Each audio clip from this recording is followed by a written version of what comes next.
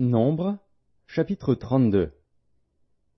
Les fils de Ruben et les fils de Gad avaient une quantité considérable de troupeaux, et ils virent que le pays de Jaézer et le pays de Galaad étaient un lieu propre pour des troupeaux.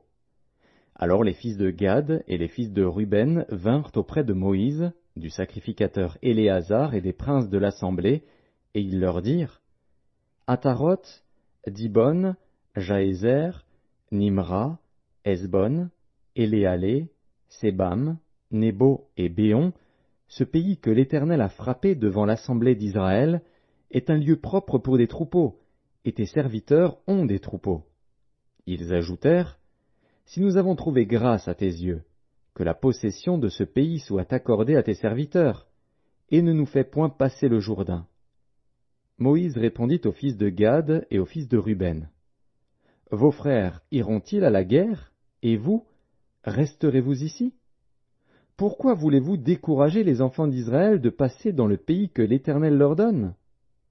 Ainsi firent vos pères, quand je les envoyai de Kadès-Barnéa pour examiner le pays.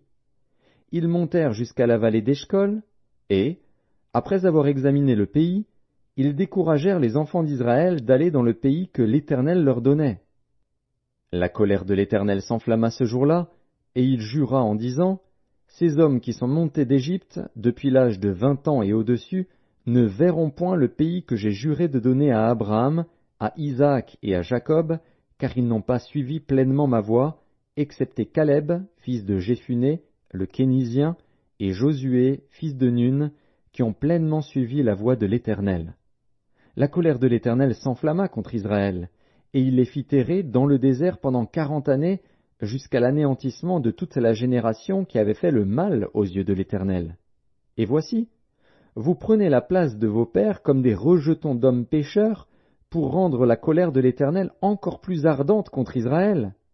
Car, si vous vous détournez de lui, il continuera de laisser Israël au désert, et vous causerez la perte de tout ce peuple.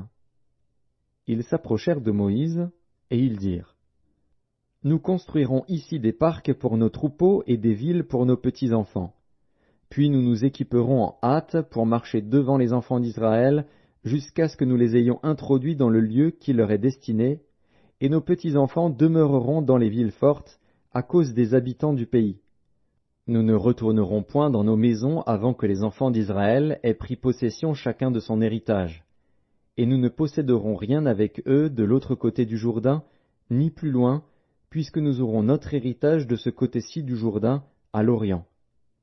Moïse leur dit: Si vous faites cela, si vous vous armez pour combattre devant l'Éternel, si tous ceux de vous qui s'armeront passent le Jourdain devant l'Éternel jusqu'à ce qu'il ait chassé ses ennemis loin de sa face, et si vous revenez seulement après que le pays aura été soumis devant l'Éternel, vous serez alors sans reproche vis-à-vis de l'Éternel et vis-à-vis d'Israël, et cette contrée-ci sera votre propriété devant l'Éternel.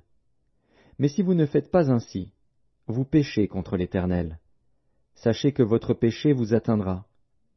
Construisez des villes pour vos petits-enfants et des parcs pour vos troupeaux, et faites ce que votre bouche a déclaré. Les fils de Gad et les fils de Ruben dirent à Moïse: Tes serviteurs feront ce que mon Seigneur ordonne. Nos petits-enfants, nos femmes, nos troupeaux et tout notre bétail resteront dans les villes de Galaad. Et tes serviteurs, tous armés pour la guerre, iront combattre devant l'Éternel, comme dit mon Seigneur.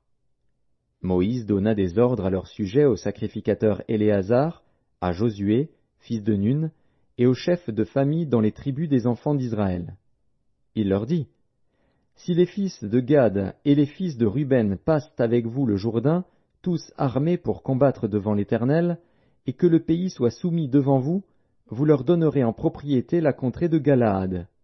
Mais s'ils ne marchent point en armes avec vous, qu'ils s'établissent au milieu de vous dans le pays de Canaan. Les fils de Gad et les fils de Ruben répondirent: Nous ferons ce que l'Éternel a dit à tes serviteurs. Nous passerons en armes devant l'Éternel au pays de Canaan, mais que nous possédions notre héritage de ce côté-ci du Jourdain.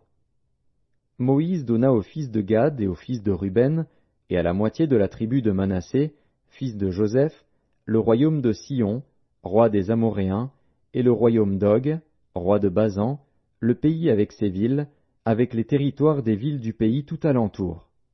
Les fils de Gad bâtirent Dibon, Ataroth, Aroer, Atroth-Shophan, Jaézer, Jogbéa, Beth-Nimra et Beth-Haran, villes fortes, et ils firent des parcs pour les troupeaux. Les fils de Ruben bâtirent Hesbon, Éléalé et Kirjataïm, Nebo et Baal-Méon, dont les noms furent changés, et Sibma, et ils donnèrent des noms aux villes qu'ils bâtirent. Les fils de Makir, fils de Manassé, marchèrent contre Galaad, et s'en emparèrent. Ils chassèrent les Amoréens qui y étaient. Moïse donna Galaad à Makir, fils de Manassé, qui s'y établit. Jaïr, fils de Manassé, se mit en marche, prit les bourgs, et les appela bourgs de Jaïr. Nobak se mit en marche, prit Kénath avec les villes de son ressort, et l'appela Nobak, d'après son nom.